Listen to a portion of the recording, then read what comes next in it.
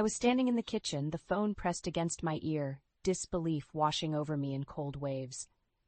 "I'm sorry, Mrs. Harper, your mother passed away." The voice on the other end, a doctor from Chicago General Hospital, sounded distant, like a faint echo in a long, empty hallway. "My mother?" I murmured, my voice barely a whisper. The room spun, and I gripped the countertop for support. Last week, we had talked about her coming over for Thanksgiving. She was fine then. How could this be? I had to tell Martin. He had been working in Europe for the past 3 months, and communication had been sparse, but he needed to know. I dialed his number, my hands trembling. After several rings, he answered. "Martin, it's Elaine. My mom, she passed away." There was a pause, and then his voice, devoid of warmth, came through.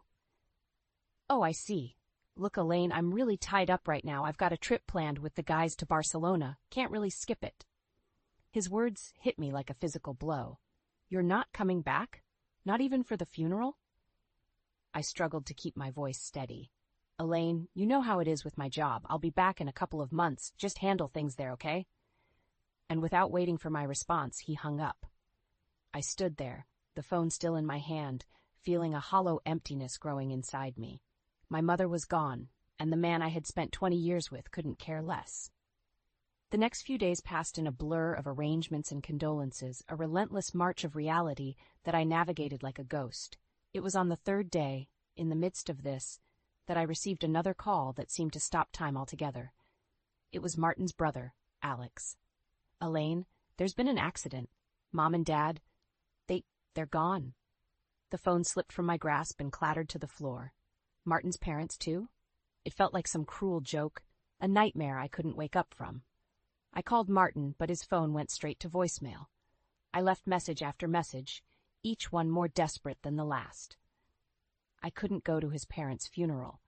Without Martin, I was just an outsider, a reminder of the son who couldn't be bothered to show up. The thought of their empty seats, an unspoken accusation in the air, was unbearable. As the days passed, I found myself sitting alone in the house we had built together, surrounded by memories that now seemed like lies. I thought back to how we met, introduced by our fathers who were old college friends. It had felt like a fairy tale then, our families joining together in a bond of love and friendship. But as the years went by, the fairy tale had slowly faded.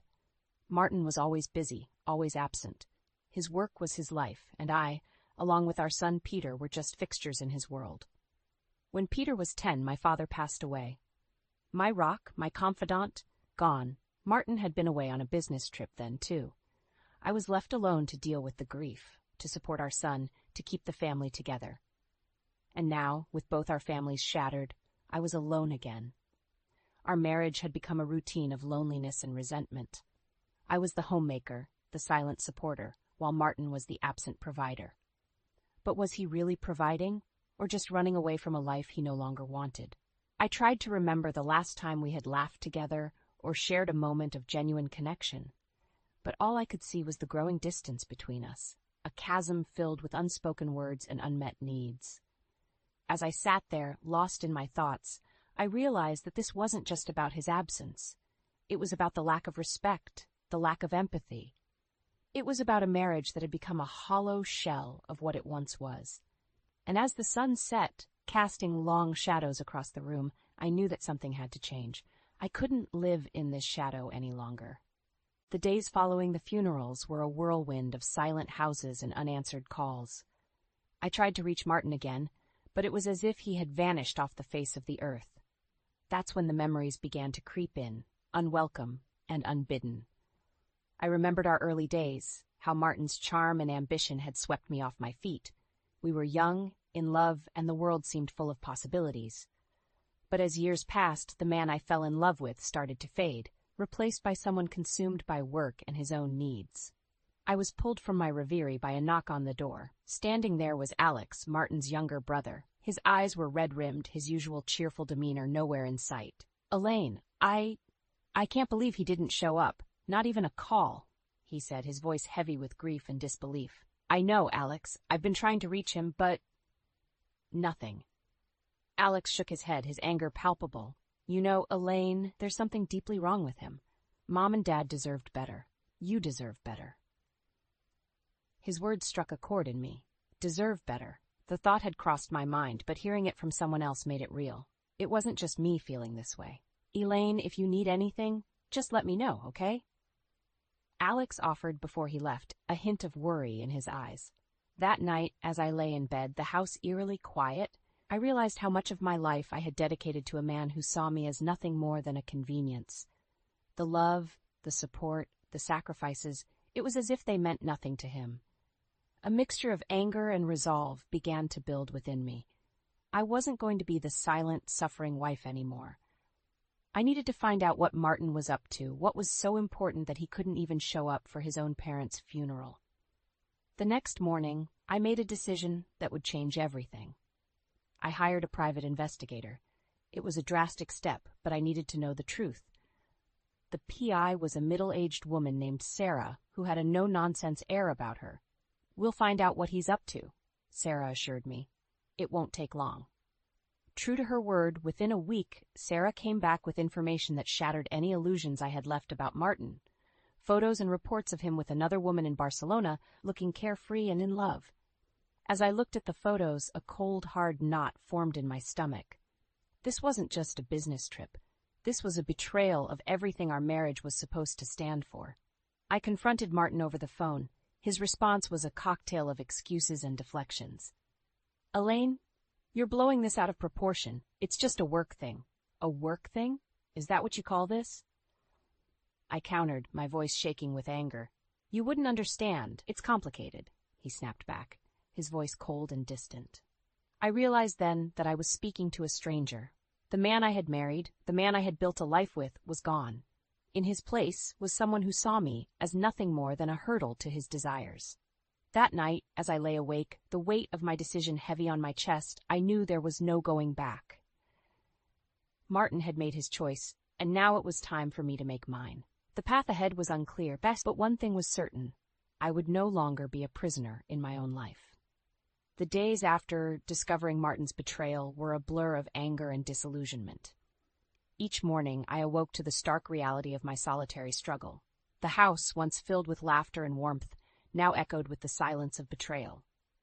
I busied myself with the mundane tasks of daily life, but my mind was elsewhere, consumed with thoughts of Martin's deceit. The images from the investigator's report haunted me, a constant reminder of his infidelity. One evening, as I was going through old photo albums, a picture of our wedding day caught my eye. We looked so happy, so in love. I couldn't help but wonder where it had all gone wrong. Was it gradual, or had there been a specific moment when Martin decided I was no longer enough for him? My train of thought was interrupted by a call from Peter, our son. "Hey, Mom, how are you holding up?" "I'm managing, Peter," I replied, trying to sound stronger than I felt.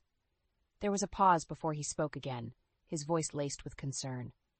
"Mom, I've been thinking. Maybe I should come home for a while, help you through this." His offer touched me deeply, but I couldn't let him put his life on hold for me. "No, Peter, you need to focus on your studies. I'll be fine." But Peter was insistent. "Mom, this isn't just about you. Dad's actions affect me too. I need to be there for you." His determination was a balm to my wounded heart. Despite Martin's absence, Peter had grown into a caring and responsible young man. His support gave me strength, and for the first time in a long while, I didn't feel so alone. A few days later, Peter arrived. His presence filled the house with a much-needed energy. We spent hours talking, sharing our thoughts and feelings about Martin and the situation at hand. "It's just so selfish, Mom. How could Dad do this to us?" Peter's anger mirrored my own. "I don't know, Peter, but I do know that we can't let his actions destroy us. We're stronger than that." As we talked, a plan began to form in my mind. Martin had taken so much from us, it was time he understood the consequences of his actions. I wasn't going to be the silent victim anymore. It was time for Martin to face the music. The following week, I met with a lawyer to discuss the possibility of divorce. The lawyer, a stern-faced woman named Mrs. Hammond, listened intently as I recounted the events of the past few weeks. "Mrs. Harper, based on what you've told me, you have a strong case for divorce, especially with the evidence of infidelity," she said, her tone professional yet empathetic. I nodded, a mix of relief and apprehension washing over me. This was really happening. I was taking the first step towards freeing myself from Martin's shadow. As I left Mrs. Hammond's office, a newfound sense of purpose filled me. I was no longer the woman who waited silently for her husband to return. I was Elaine Harper, and I was going to take control of my life. But as I stood there looking out at the bustling city streets, a part of me couldn't help but mourn the loss of the life I thought I had. The happy family, the loving husband, it was all an illusion, shattered by the harsh light of reality. As I headed home, I knew that the road ahead would be difficult, but for the first time in a long time, I felt ready to face whatever challenges lay ahead. Martin had underestimated me for the last time. The revelation of Martin's affair had set a fire within me, one that burned with the need for justice and retribution. As I sat in our living room, the walls seemed to close in on me, each family portrait a reminder of the facade our life had become. My resolve was tested one evening when Martin called. His voice, once familiar and comforting, now grated on my nerves. "Elaine, I've been thinking. Maybe I was too harsh. We should talk when I get back." His words, meant to soothe, only fueled my anger. "Talk? After everything you've done? You abandoned your family, Martin." "Elaine, you're overreacting. It's not like I planned this. Things just happened," he replied, his tone dismissive, as if his betrayal was a mere inconvenience. "Things just happened? You make it sound like you had no choice in the matter. You chose to be with another woman. You chose to ignore your own parents' funeral." There was silence on the other end, and for a moment I thought he had hung up. Then he spoke, his voice cold. "I don't have time for this, Elaine. I have important work here." That was the last straw. "Important work? Is that what you call abandoning your family? You know what, Martin? Maybe it's time I made some important decisions of my own." I hung up before he could respond. My hands were shaking, but my mind was clear. It was time for action. The next day, I met with Sarah, the private investigator. "We need more evidence, anything that can help in the divorce proceedings," I told her, my voice firm. Sarah nodded, understanding the assignment. "I'll see what I can dig up. Martin won't know what hit him." Over the next few weeks, Sarah provided me with a steady stream of evidence. Photos, emails, and even testimonies from people who had seen Martin with his mistress. It was more than enough to paint a clear picture of his infidelity. Armed with this information, I met with Mrs. Hammond again. She reviewed the evidence, her expression grim. "This will certainly help your case, Mrs. Harper. It seems Mr. Harper has been quite careless." As we discussed the next steps, a plan began to take shape. Martin had always been proud of his reputation, both personally and professionally. It was time to use that against him. "Mrs. Hammond, I want to make sure Martin feels the consequences of his actions, not just legally, but personally and professionally as well." Mrs. Hammond regarded me with a new level of respect. "I understand, Mrs. Harper. We'll make sure he gets what he deserves."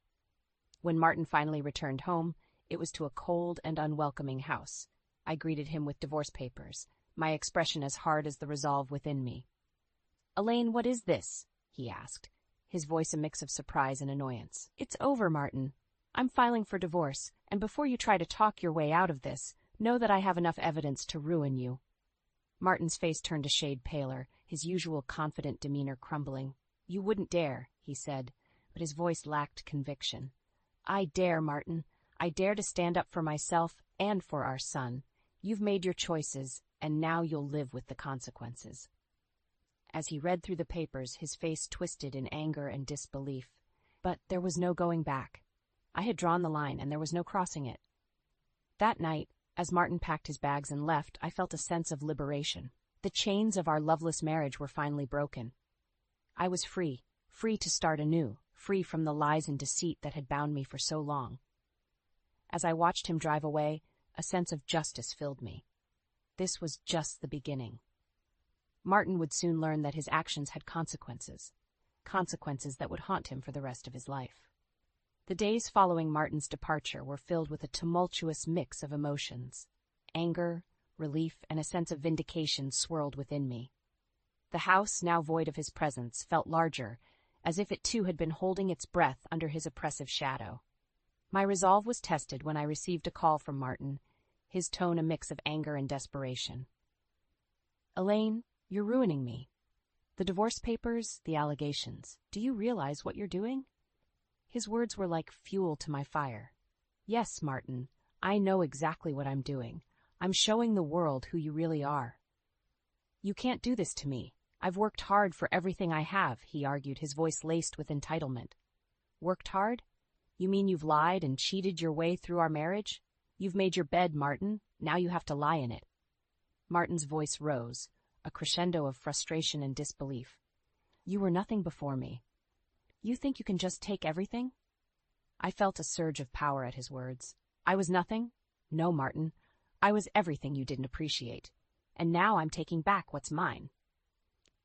The call ended with Martin's threats echoing in my ears, but they no longer held any power over me. I was done being the victim. As the divorce proceedings began, Martin's true nature became evident for all to see. His attempts to hide assets and slander me only served to damage his reputation further. The evidence Sarah had gathered painted a clear picture of his deceit and infidelity. The court hearings were tense, with Martin's lawyers trying every trick in the book. But Mrs. Hammond was a force to be reckoned with, countering their moves with precision and finesse. Throughout it all, Peter stood by my side, his support unwavering. He had grown disillusioned with his father, the truth eroding any semblance of respect he once held. The day the divorce was finalized was a day of liberation. As the judge declared our marriage dissolved, a weight lifted from my shoulders. I had won, not just the divorce, but my freedom from Martin's shadow. After the court session, Martin approached me, a shell of the man he once was. Elaine, please, we can still fix this. I looked at him, really looked at him, and what I saw was a man broken by his own arrogance. There's nothing left to fix, Martin. You broke everything worth saving. Walking away from him, I felt a chapter of my life closing. The pain, the betrayal, the lies, they were all behind me now.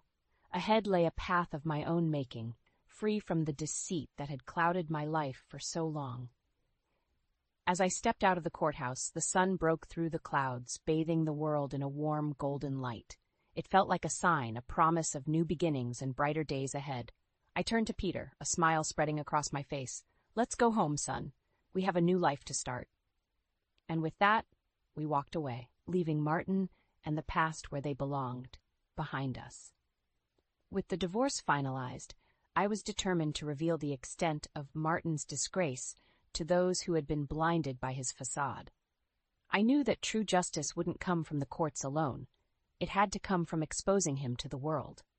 I started by reaching out to our mutual friends, people who had known us as a couple for years. The initial reactions were mixed, with some refusing to believe the truth, but I had evidence, undeniable proof of his infidelity and deceit. Slowly but surely, the tide began to turn. One evening, I invited a few friends over, people who had doubted me initially. As they sat in my living room, I showed them the messages and pictures Sarah had gathered. Shock and disbelief filled the room as they saw Martin's true colors laid bare. One friend, Lisa, shook her head in disbelief. I can't believe I defended him all this time. He's a monster. Tears welled up in my eyes as I nodded. He fooled us all, but now you know. Lisa was the first to take action. She contacted others in our social circle, sharing the evidence and urging them to reconsider their alliances. Soon, the once seemingly impenetrable wall of support around Martin began to crumble. One by one, our friends distanced themselves from him, appalled by his actions. The same people who had once admired him now saw him for what he was, a selfish, deceitful man who had no regard for anyone but himself. As Martin's social standing crumbled, he became increasingly isolated.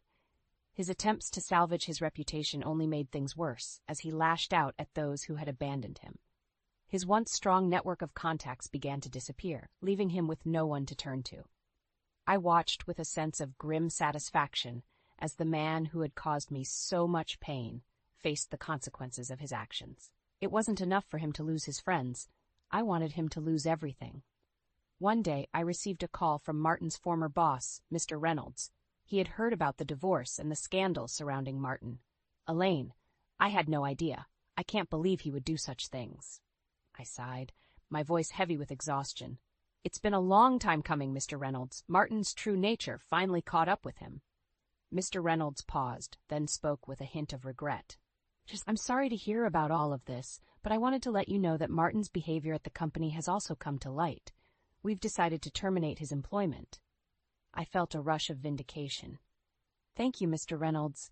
It's about time he faced the consequences. As the news of Martin's termination spread, his world crumbled further. He had lost his job, his friends, and his reputation. It was a fall from grace that he couldn't recover from. But I wasn't done yet. I had one final move to make, one that would ensure Martin paid for his actions in the most significant way possible.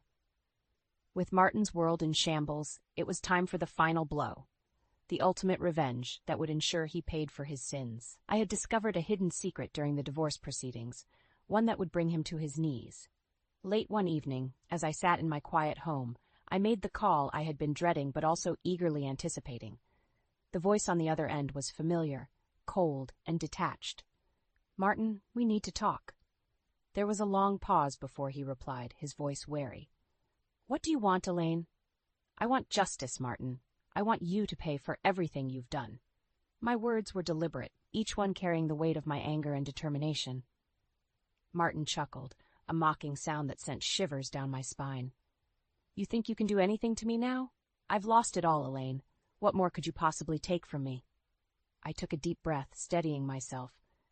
I know about your hidden accounts, Martin, the offshore ones you thought were safe.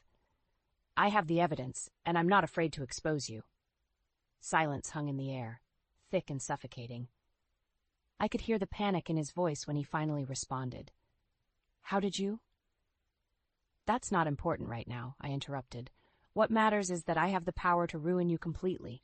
The authorities will be very interested in those accounts, Martin. His voice trembled as he spoke, desperation creeping in. What do you want, Elaine? Money? Is that what this is about? I couldn't help but laugh.